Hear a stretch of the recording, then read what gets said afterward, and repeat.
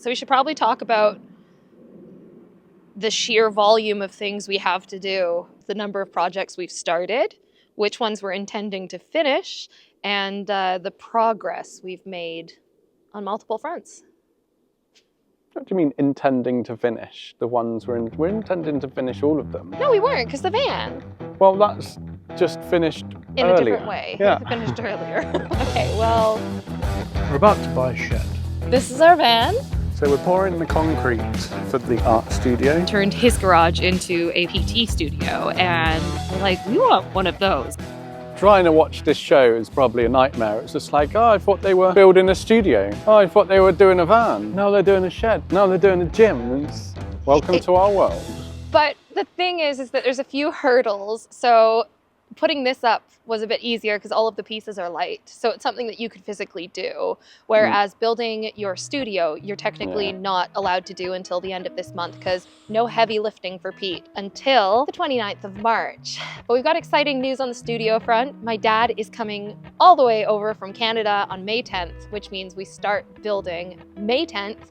And we're gonna have it done by May 25th because that's when my dad's gonna go. Well, the most important bits will be done, like making sure it's all square and on a solid frame. And maybe wired up for electrics so we can get those signed off. And then we're also hoping, fingers crossed, to finish the gym by like the summer, probably, hopefully before we go to Canada.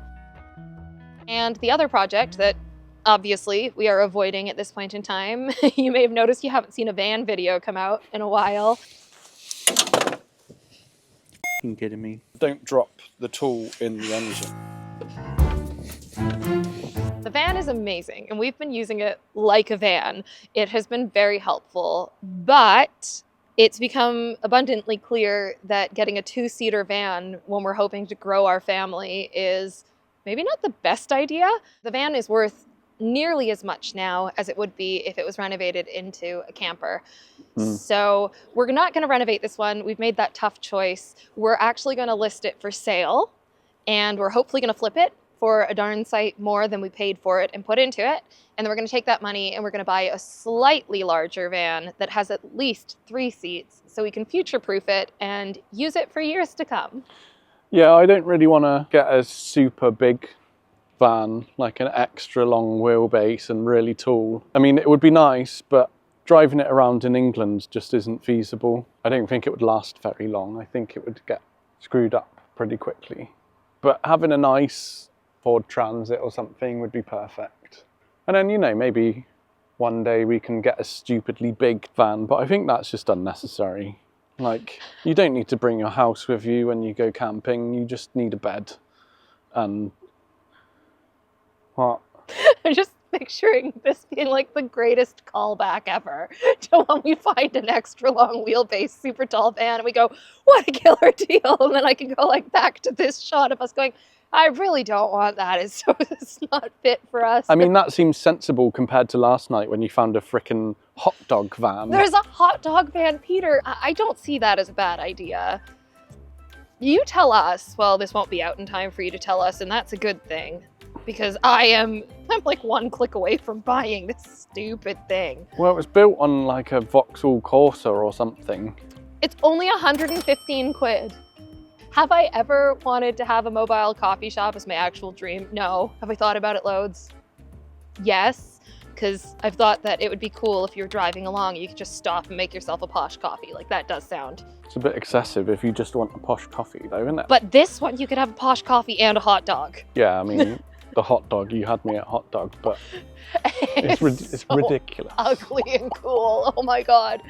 You're right. Having a longer van for camping does make more sense than a hot dog van. But like, if our channel was bigger, if we were making money off of these videos instead of just making them for a passion, I would do that. I would buy that van and then we would turn it into like a little coffee shop on wheels, and then we would take it to some festivals, try and make our money back on the conversion, and then we'd flip it for a profit. And that would be such a cool series. But we have easy. If we had a budget for nonsense, it would be amazing, but we just don't. A nonsense budget. Can we have a nonsense budget? If we ever make loads of money, yes. Okay, so that's the kind of stuff you can expect to see from our YouTube channel if the YouTube channel ever starts making actual money. I just want to buy a hot dog van.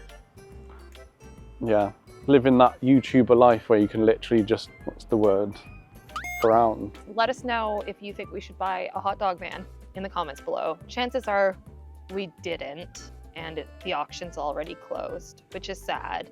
But if you would have supported that and you would have watched this channel specifically for that reason, let me know in the comments below so that next time, if there is a next time, I have the ammo ready to make Pete agree that it's a good idea. I'm not disagreeing with it.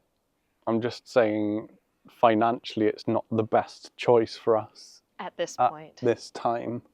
Yeah. Especially with 1, 2, Yeah. 3, 4, 5 projects on the go. Okay, I know. People are going to get confused. I'm confused.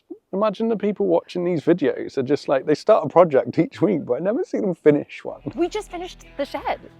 Yeah. This is the first video that we've like started a project and finished the project in the video. And it's usually because I'm trigger happy and I just want to post things as soon as possible. But actually this was really nice doing it. Well, this way. is finishing part of a project because this is part of turning the garage into a home gym. Interconnected. Everything's interconnected. Can't have the home gym until Pete's studio goes up because the gym to be is currently filled with all of your studio assets, like your painting supplies and your extra easels. All of my filming equipment is in there. My windows. Your windows, yeah, huge windows for the studio. So it's like everything is tied together. We can't sell the van until the studio's up. We can't buy another van until that van is sold. We couldn't even start to clear out the garage until we had a place to put all of the stuff that's now in the shed. So it is all interconnected, but I think this counts as a project done. And I think we deserve a pat on the back for that. It is looking much nicer back here already. Mhm. And when we bought this house, it was just completely overgrown and unusable. This was just a big mound where they would just chuck all of the garden waste. But we dug that out with a digger when we dug the front of the garden up.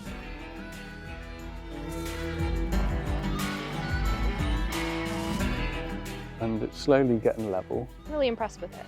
I'm impressed with you. I'm impressed with your face. Should we have another coffee? Should we show the shed and stuff first? Yeah, I was just looking for like a, Finish something, Jack. excuse me, I was looking for the, like my mind was jumping to, should we go and have another coffee? And that's the end of the video and I could splice that in. All right. Should we go and have another coffee? Yes. Let's.